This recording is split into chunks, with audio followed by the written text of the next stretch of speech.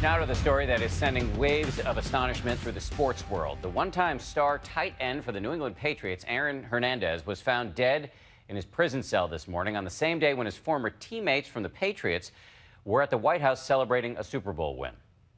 Down, and Hernandez cuts back middle. It was a shocking ending for a young man who was, not long ago, seemingly on top of the world. Aaron Hernandez was an up-and-comer on the powerhouse New England Patriots. Hernandez is back. He played in a Super Bowl. Touchdown, Hernandez. And had a contract worth $40 million. But shortly after 3 o'clock this morning, prison guards found the 27-year-old unresponsive in his cell at the Souza-Baranowski Correctional Center in Shirley, Massachusetts. Officials say he was found hanging from a bedsheet with the Bible verse John 3:16, a reference to eternal life through Jesus, written across his forehead.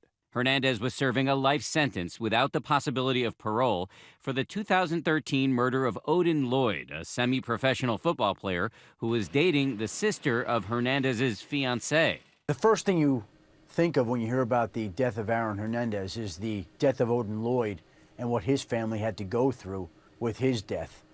Only 5 days ago, You find the defendant not guilty, guilty of murder in the first degree, or guilty of murder in the second degree?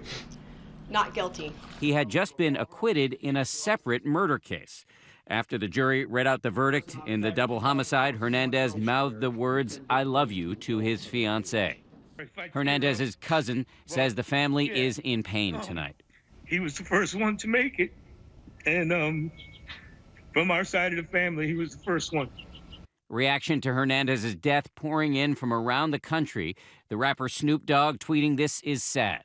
Former wide receiver Dante Stallworth reminding the world that Hernandez's 4-year-old daughter will forever suffer from this loss. At the risk of sounding cold or callous, honestly, I was somewhat indifferent to the news because at the end of the day, we're talking about someone with a very violent past who killed someone. Most of my condolences still go to the families that are missing loved ones. Today, officials at the Massachusetts Department of Corrections said they had no prior concern that Hernandez was planning to take his own life. Lawyers for Hernandez say they were actually exploring an appeal to the murder conviction for which he was serving the life sentence. Those who knew Hernandez personally are expressing doubts as to whether he killed himself.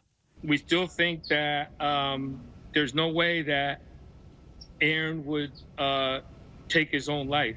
One of his agents, Brian Murphy, took to Twitter to say absolutely no chance he took his own life. The Massachusetts State Police and the Worcester County DA's office are now investigating the circumstances of Hernandez's death. An autopsy is being performed in Boston. They're also looking at his recent time in prison, including prior fights and any gang-related disputes he may have had. Hernandez was found dead just hours before his former teammates from the Patriots paid a visit to the White House to celebrate their recent Super Bowl victory. A spokesperson for the Patriots said they would not be commenting today on Hernandez's death. The Patriots head coach, however, Bill Belichick, when asked during a recent CNBC interview what one word he would use to describe Hernandez, said the following: Tragedy. Heartbreaking. Yes, that'll be another word. Aaron Hernandez was raised in a tough neighborhood in Bristol, Connecticut. When he was a teenager, he suffered the grievous loss of his father, with whom he was very close. I think any young child who loses a parent at such an impressionable age, particularly somebody that needed that guidance, it's obviously a huge setback for that particular person. A few years later, Hernandez rose to fame as an All-American tight end at the University of Florida, winning the 2009 national championship.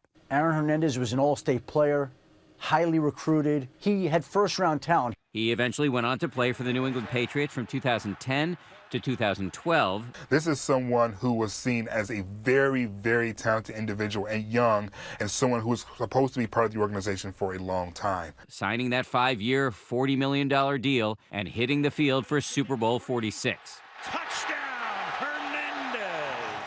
But he was cut from the team in 2013 after his arrest in the murder of Odin Lloyd. This was a complete shock to New England and certainly to the sports world. Hernandez was charged with first-degree murder and went on trial in January of 2015. You orchestrated, participated in the killing, you covered up the killing. Prosecutors say Hernandez and two of his friends picked up Lloyd at his home in Boston in June of 2013 and drove him to an industrial park where they killed him. He pled not guilty, but in April of 2015, he was convicted of first-degree murder. Guilty of murder in the first degree.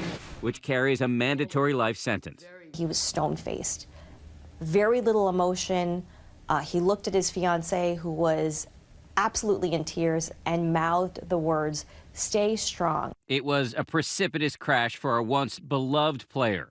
His cousin remembers better times. Whenever he came from practice or he came into town, he would always ask every one of us if we needed anything, what can I do for you? He was a good-hearted person and not the mean-spirited evil that all these other people comment on or see him as. 2 years after his conviction in the Odin Lloyd case, Hernandez would go on trial again, this time for another set of murders. He was accused of shooting two men after one of them accidentally spilled a drink on him at a bar. That was the not guilty verdict that came down on Friday. All right. Just days after this scene, Hernandez would be dead. A sad and surprising twist in a once promising young life that went horribly awry.